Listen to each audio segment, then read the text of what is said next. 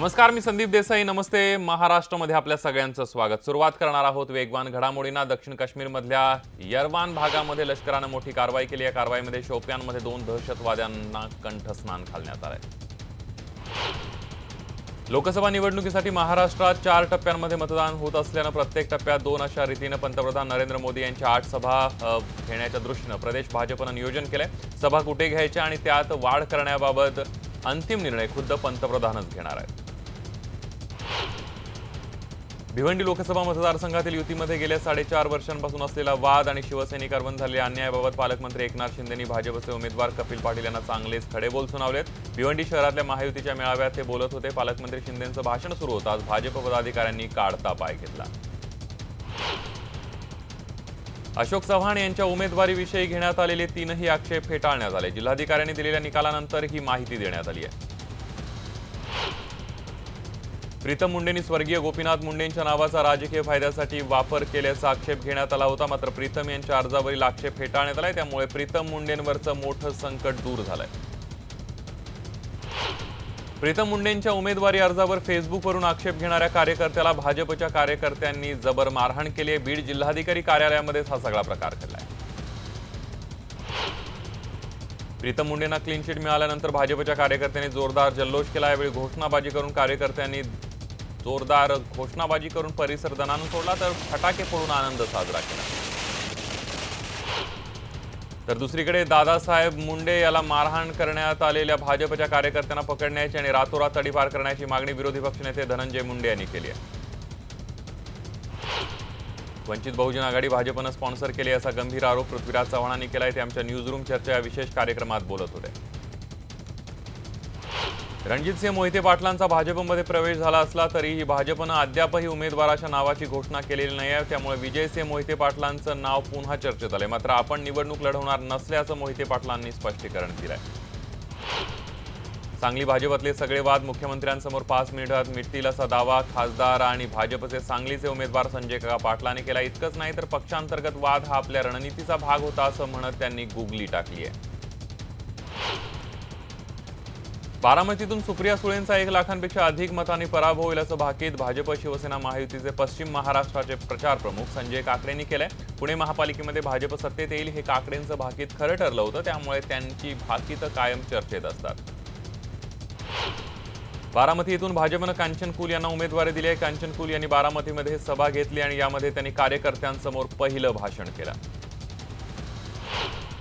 खोटे आरोप केले म्हणून कुणाचं काही पण ऐकून घेणार नाही. मराठी मुलगी आहे, पाहिजे तेव्हा मलाही तलवार काढता येते असा सज्जड दम सुप्रिया सुळेंनी दिलाय. आपल्याला कसली चोरी, बिंदास सिक्सरवर सिक्सर मारा असा सल्लाही त्यांनी कार्यकर्त्यांना दिलाय.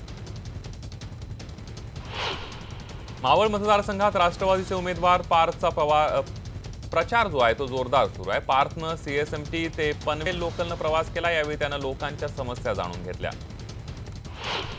मुख्यमंत्र्यांच्या भाषणावर टाळ्या पिटणाऱ्या विखे आणि मोहिते पाटलांना त्यांच्या वडील आजोबांनी केलेल्या कामाचा विसर पडला होता का असा टोला रोहित पवारांनी लगावलाय. घराणेशाहीचा विरोध करणाऱ्या मुख्यमंत्र्यांना विखे आणि मोहितेंचं घराणं कसं चालतं असा प्रश्नही त्यांनी विचारला.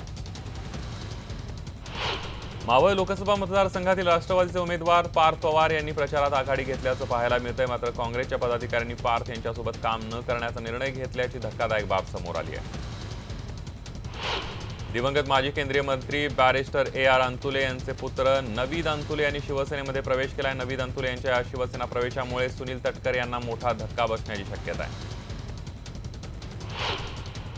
लोकसभा निवडणुकीपूर्वी शिवसेनेच्या कुळाचाराप्रमाणे शिवसेना पक्षप्रमुख उद्धव ठाकरे सहकुटुंब एकविरा देवीचं दर्शन घेतलं आणि त्याबरोबर त्यांच्यासोबत कोकण आणि पश्चिम महाराष्ट्रातील उमेदवार सुद्धा होते. उदयनराजेंनी साताऱ्यातील तालुक्यातील कार्यकर्त्यांचा मेळावा आयोजित करण्यात आला होता. या कार्यक्रमाला जयंत पाटील, शिवेंद्रराजे आणि शशिकांत शिंदे उपस्थित होते. यावेळी शिवेंद्रराजे आणि उदयनराजे यांनी एकमेकांना दिलेल्या उपमा ऐकताच एकच हशा पिकला. आमदार संग्राम जगताप यांनी दक्षिणसाठी काय केलं ते सांगावं. जर त्यांनी ते सांगितलं तर मी लोकसभेचा अर्ज भरणार नाही असा टोला सुजय विखे यांनी लगावला. मी योग्य की अयोग्य हे सांगण्यासाठी मला कुणाच्याही सर्टिफिकेटची गरज नसल्याचं ते म्हणाले. हिंगोली लोकसभा मतदारसंघामध्ये भाजपकडून ॲडव्होकेट शिवाजी जाधव यांनी मागील 2 वर्षांपासून तयारी सुरू केली होती. मात्र पक्षाकडून उमेदवारी न मिळाल्यानं जाधव यांनी अपक्ष उमेदवारी अर्ज भरलाय. मात्र त्यांनी निवडणुकीतून माघार घेण्यास सुद्धा नकार दिलाय. महाआघाडीतील घटक पक्ष असणाऱ्या स्वाभिमानी शेतकरी संघटनेच्या प्रचाराचा शुभारंभ झाला। क्रांतिसिंह नाना पाटील यांच्या सांगलीतलं जन्मगाव एडे मच्छिंद्र येथून खासदार राजू शेट्टी यांनी प्रचाराला सुरुवात केली आहे। माढ्याच्या जागेबाबत सहकार मंत्री सुभाष देशमुख यांनी विचारलं असता त्यांनी कोणाला उमेदवारी मिळणार हा मुद्दा गौण असून आपण सज्ज असल्याचं सांगितले, तर शरद पवारांसह राष्ट्रवादीचे कार्यकर्ते खचल्यामुळे त्यांचा जोश कमी झालाय असंही देशमुख म्हणाले। लोकसभा निवडणुकीसाठी भंडारा गोंदिया जिल्ह्यामध्ये 11 एप्रिलला मतदान होणार असून त्यामध्ये 34 उमेदवारांनी नामांकन दाखल केलंय। त्यापैकी 11 उमेदवारांचे अर्ज रद्द झाले, तर सध्या 23 उमेदवार रिंगणात आहेत। अभिनेत्री उर्मिला मातोंडकर अखेर काँग्रेसमध्ये प्रवेश केलेला आहे। नवी दिल्लीमध्ये मिलिंद देवरा आणि संजय निरुपम यांच्या उपस्थितीमध्ये उर्मिलानं अधिकृतरित्या काँग्रेसमध्ये प्रवेश केला। शिवसेनेचे माजी खासदार सुभाष वानखेडे यांनी काँग्रेस पक्षाकडून उमेदवारी अर्ज भरलाय, तर शिवसेनेकडून आमदार हेमंत पाटील यांनी उमेदवारी अर्ज भरलाय। त्यामुळे हिंगोलीमध्ये आजी माजी शिवसैनिकांमध्ये लढत पाहायला मिळणार आहे।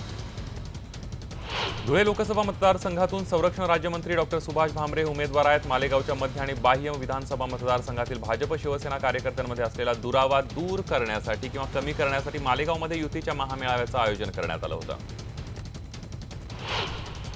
युतीमध्ये ईशान्य मुंबईच्या जागेचा तिढा अद्यापही सुटत नाहीये। यात भर म्हणजे भाजप नेते प्रवीण छेड आणि उद्धव ठाकरेंची घेतलेली भेट। आता या भेटीत काय चर्चा झाली ते मात्र गुलदस्त्यात आहे।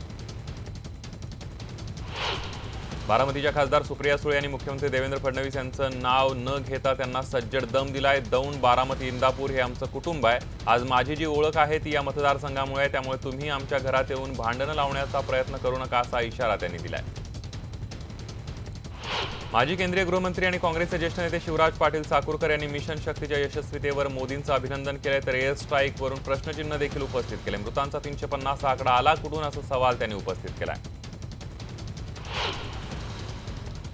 राजकीय घडामोडीत नेते एकमेकांच्या पक्षातील नेत्यांची पळवापळवी करतायत। याच दरम्यान उमेदवारालाच प्रचारस्थळी वेळेत पोहोचण्यासाठी पळापळ करावी लागली। मावळ लोकसभेत प्रचार सभेसाठी ट्रॅफिकमुळे उशीर होत असल्यानं पार्थ पवार यांनी सरळ पळत जाऊन सभास्थळ गाठलं। नाशिक लोकसभा मतदारसंघातील आघाडीचे उमेदवार समीर भुजबळ हे पत्नीसह राष्ट्रवादी काँग्रेसचे अध्यक्ष शरद पवार यांना भेटण्यासाठी मुंबईत गेले होते। यावेळी मुंबई नाशिक या रेल्वे प्रवासात चक्क त्यांनी भाषणही केलं। आज पुण्यात सकाळी 9 ते 4 वाजेपर्यंत शिवाजीनगर, गणेशखिंड, सेनापती बापट रस्ता, फर्ग्युसन रस्ता, बोपोडी, नारायणपेठ, शनिवारपेठ, पाषाण भागात वीज पुरवठा बंद राहणार आहे। वीज वाहिनींची उंची वाढवण्याचं पूर्वनियोजित काम केलं जाणार आहे। पालघरमध्ये असणाऱ्या औद्योगिक कार्यक्षेत्रातील वेऊर परिसरात महाराष्ट्र पॉलिमर कंपनीला अचानक आग लागल्याची घटना घडली। आगीचं कारण अद्याप स्पष्ट झालेलं नाहीये, तर अग्निशमन दलाच्या काही गाड्यांच्या मदतीने ही आग विझवण्याचे प्रयत्न सुरू आहेत। पुण्यात गेल्या 10 दिवसांपासून सुरू असलेल्या लष्करी सरावाचा समारोप झालाय। भारतीय लष्कर प्रमुख बिपिन रावत यांच्या उपस्थितीमध्ये समारोप पार पडलाय। भारतासह 17 आफ्रिकन देशातील सैनिक या लष्करी सरावात सहभागी झाले होते। भाजपने लोकसभा निवडणुकीच्या प्रचारासाठी वॉर रूम तयार केली आहे। पक्षाचे अनेक कार्यकर्ते एकत्र येऊन ही वॉर रूम चालवत आहेत। या वॉर रूमच्या माध्यमातून सोशल मीडिया, फोन कॉलच्या माध्यमातून दररोज संपर्क साधला जातोय। लोकसभा निवडणुकीच्या पार्श्वभूमीवर युतीच्या मेळाव्याला कार्यकर्त्यांनी गर्दी केली। पालकमंत्री गिरीश महाजन, राज्यमंत्री दादा भुसे यांच्यासह लोकप्रतिनिधी आणि पदाधिकारी यावेळी उपस्थित होते। मात्र हरिश्चंद्र चव्हाण यांनी मेळाव्याला दांडी मारली।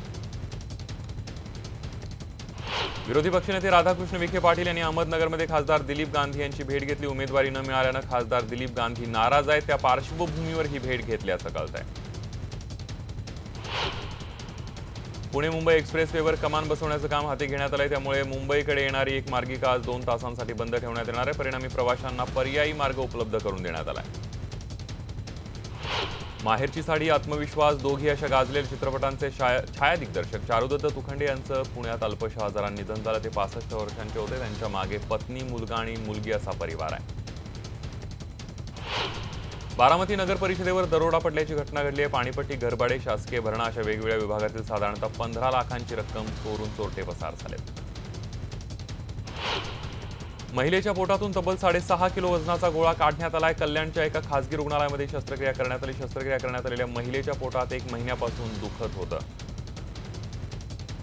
भिवंडी मतदारसंघात भाजपचे कपिल पाटील यांच्यासाठी भाजप सेनेच्या कार्यकर्त्यांचा संयुक्त मेळावा पार पडला। या मेळाव्यात बदलापूर शिवसेनेचे शहर प्रमुख वामन म्हात्रे यांनी खोटे बोला पण रेटून बोला असं कार्यकर्त्यांना सांगत कपिल पाटील यांना उपरोधिक टोला लगावलाय।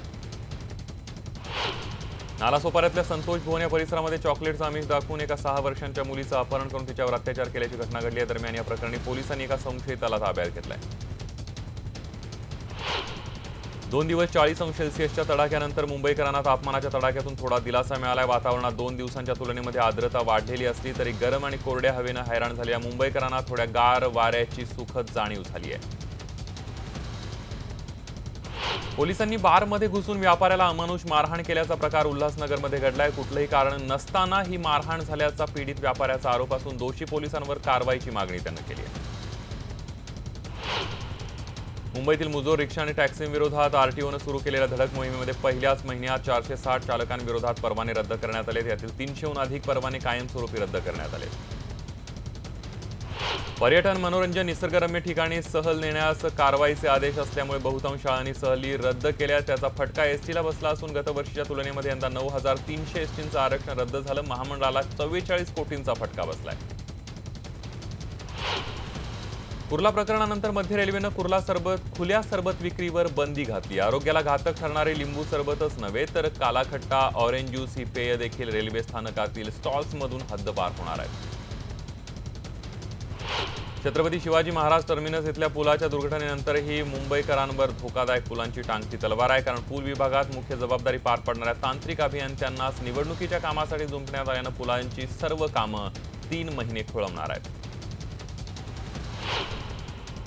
लांब पल्ल्याच्या गाड्यातून प्रवास करून आलेल्या आणि उपनगरीय रेल्वे प्रवास करणाऱ्या प्रवाशांसाठी आता छत्रपती शिवाजी महाराज टर्मिनसवर अत्याधुनिक विश्रामगृह सुरू करण्यात येणार आहे। अंगणवाडीमधील कामकाज 1 मे पासून पेपरलेस होणार असून आता रजिस्टर्ड ऐवजी मोबाईल ॲपचा वापर केला जाणार आहे। यासाठी या कर्मचाऱ्यांना स्मार्टफोनही दिले जाणार आहेत। आता विक्रीनं झालेल्या घरांचा मालमत्ता कर संबंधित बिल्डरकडून वसूल करण्याचं धोरण महापालिकेनं ठरवलंय। त्यामुळे एखाद्या सोसायटीतील घरांचा मालमत्ता कर थकल्यास थेट बिल्डरला जबाबदार धरण्यात येणार आहे। मुंबईतल्या सायन पुलावर डंपरला अपघात झालाय। दादरकडे वेगाने जात असताना हा डंपर उलटला। सुदैवाने यात जीवितहानी झाली नसली तरी वाहतूक कोंडी झाली।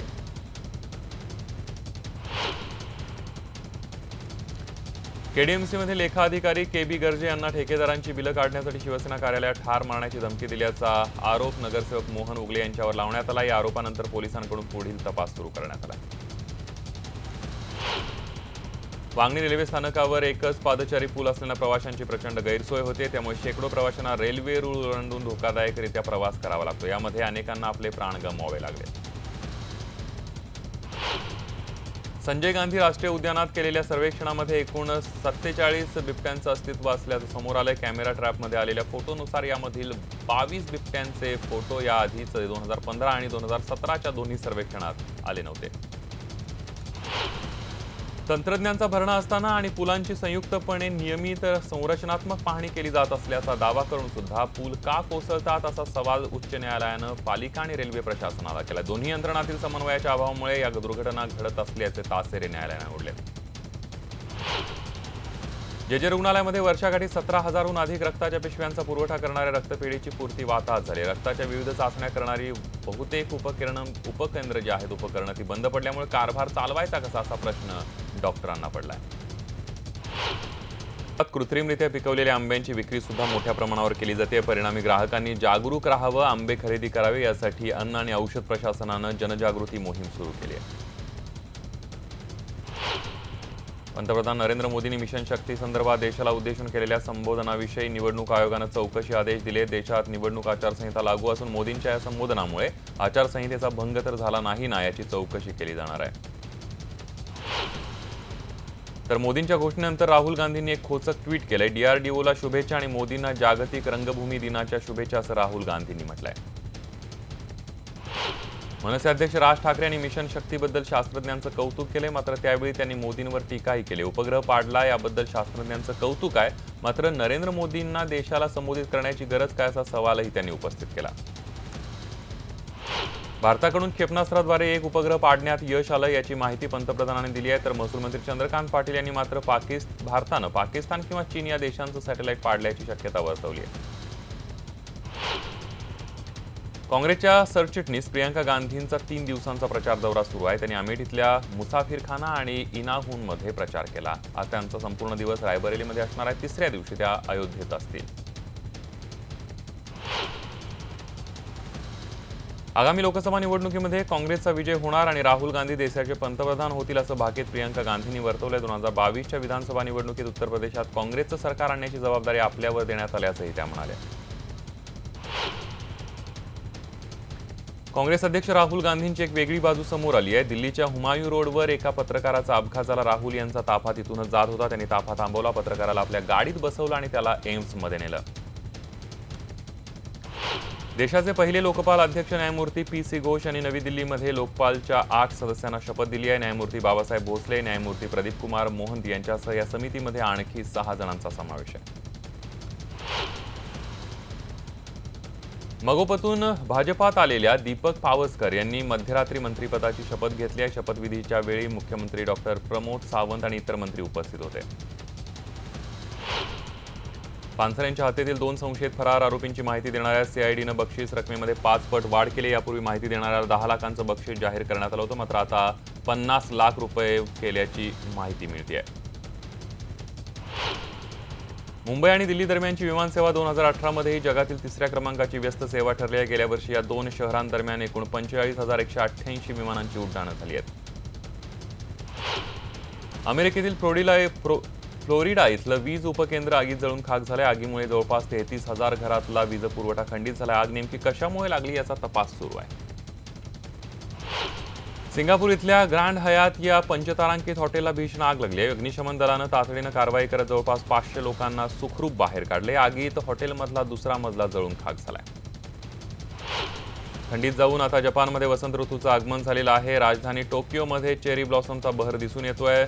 व्हिपिंग चेरी झाड शुभ्र पांढऱ्या फुलांनी बहरून जाते आणि हा बहर पाहण्यासाठी पर्यटक मोठी गर्दी करतायत. मलेशियामध्ये आंतरराष्ट्रीय विमान प्रदर्शनाला सुरुवात झाली आहे. लांकवी या बेटावरील हे प्रदर्शन सुरू झालं असून जगभरातील अनेक विमान कंपन्या यामध्ये सहभागी झाल्यात. संजय लीला भन्साळी चित्रपट निर्माते अमृता आणि साहिर लुधियानवी यांच्या प्रेमकथेवर चित्रपट काढतायत.